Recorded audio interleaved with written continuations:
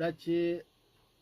ټرمپ پسې راسته د کاکا چې پسې داسې په دګړ باندې لاړه وته چې نور څوک نه راځي د خپل باندې په تپروزه منو دا د سره تړلې خبره خو بهر وزیر اعظم شهباز شریف صاحب وایي چې د ایران او د اسرایل ترمنځ کوم جنگ چې دی نو د دې صورتحال تشویشناک دی عالمي برادری د راپاسې د دې جنگ د پوری جنگبندي دی کې وفاقي کابینه سره د اجلاس په وخت کې ویلي دا خبرې کړې دي ویلي چې پاکستان د برادر ملک خلاف چې کوم جارحیت کیږي او په دغه جارحیت کې کوم پسونو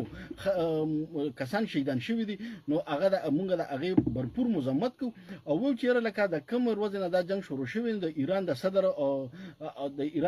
سره او د ترکی د صدر طیب اردوغان سره زه په خبره ترمه کړې دي د پاکستانی عوام چې دي ناغوی د یوه اظهار کړی دي د ایران سره او پاکستان په خطه کې امن او استحکام غواړي عالمي برادری ایران او اسرائیل جنگ چې هغه په پوری توګه باندې بند کیه علب خان اومه خبره ده چیرې هغه دا خبره اومه مکړه چې د غزا صورتحال چې دا ډېر زیات تشویشناک دي اسرائیل جارحیت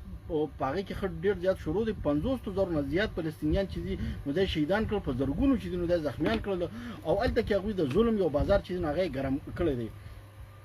نو علب خان دا داسې خبرې دي چې یو طرف ته وزیر اعظم وایي چې مونږ د ایران د عوامو سره د ایران صدر سره زما رابطه ده د ترکی صدر سره زما رابطه ده مونږ عوام چې دي نو مونږ هغوی سره یو هغوی زمونږ د عوامو یکجهتي چې ده نو دا مني او بل طرف ته مونږ عالمي برادري ته دا خبرم کوو چې تاسو لګی شئ او پوری د دې ترمنځ جنګبندي وکړئ نو ګوره د دې په دې باندې